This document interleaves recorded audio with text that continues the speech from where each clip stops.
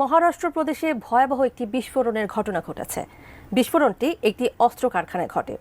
এর তীব্রতা এত বেশি ছিল যে 5 কিলোমিটার দূর থেকেও এর শব্দ শোনা গেছে। বিস্ফোরণে কারখানাটি পরিণত হয়েছে ধ্বংসস্তূপে।